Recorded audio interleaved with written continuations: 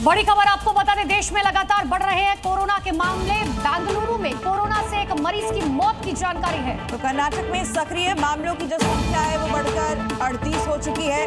दिल्ली में भी स्वास्थ्य विभाग की तरफ से निर्देश जारी किए गए हैं। अस्पतालों में अतिरिक्त बेड रखने के निर्देश जारी किए गए हैं। अस्पतालों के लिए एडवाइजरी जारी की गई है क्योंकि देश के अलग अलग हिस्सों में कोरोना केस में बढ़ोतरी देखी जा रही है।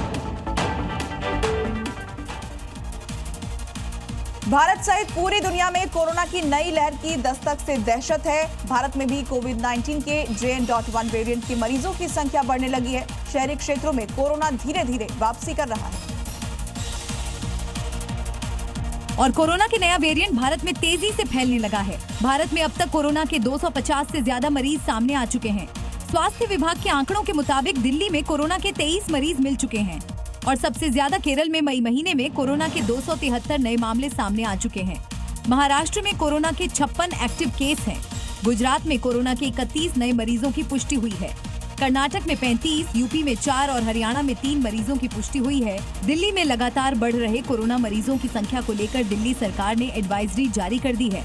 सभी अस्पतालों को कोविड से निपटने के लिए बेड, ऑक्सीजन, दवाएं तैयार रखने को निर्देश। इसके अलावा पॉजिटिव केस की जीनोम सीक्वेंसिंग के भी निर्देश दिए हैं। सभी अस्पतालों से कोरोना के वैक्सीन स्टॉक तैयार रखने को कहा है। वेंटिलेटर जैसी मशीनें एक्टिव हों, इसका भी ध्यान रखने को कहा है। मॉर्निंग जी में आगे आपको दिखाते हैं राजधानी दिल्ली से जुड़ी हुई 5 बड़ी खबरें।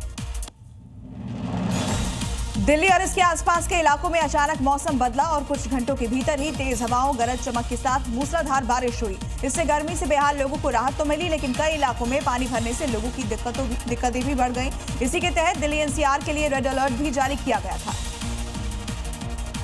पीएम मोदी की अध्यक्षता में नीति आयोग की गवर्निंग काउंसिल की बैठक में मुख्यमंत्री रेखा गुप्ता ने विकसित दिल्ली का रोड मैप पेश किया।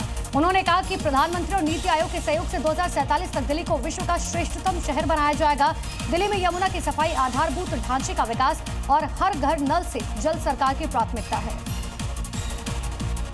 दिल्ली की करकरडूमा कोर्ट में शाहदरा बार एसोसिएशन का चुनाव कड़ी सुरक्षा के बीच संपन्न हुआ। करीब 83% मतदान दर्ज किया गया। वोटिंग के लिए महिला, वरिष्ठ नागरिक, कैंडिडेट्स और अधिवक्ताओं के लिए अलग अलग लाइनें बनाई गई थी। चुनाव की निगरानी दिल्ली हाईकोर्ट के रिटायर्ड जज कलवंत सिंह ने की। दिल्ली विश्वविद्यालय ने न्यूक्लियर मेडिसिन में विशेष पढ़ाई शुरू कराने का फैसला किया। ये कोर्स आर्मी हॉस्पिटल के सहयोग से शुरू किया जाएगा, जिसका उद्देश्य देश के सैन्य कर्मियों और चिकित्सा क्षेत्र में विशेषज्ञता को बढ़ावा देना है।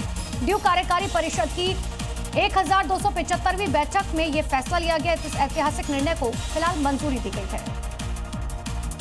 दिल्ली में छोटी छोटी बातों पर खूनी झड़प रुकने का नाम नहीं ले रही है। नया मामला उत्तर पूर्वी दिल्ली के खजूरी खास इलाके का है, जहां घर में कूड़ा फेंकने को लेकर शुरू हुआ झगड़ा खूनी खेल में बदल गया। इस झगड़े में हुई फायरिंग में एक युवक घायल हुआ है, जिसकी हालत गंभीर बताई जा रही है। पुलिस ने हत्या के प्रयास का मुकदमा दर्ज कर जांच शुरू कर दी है।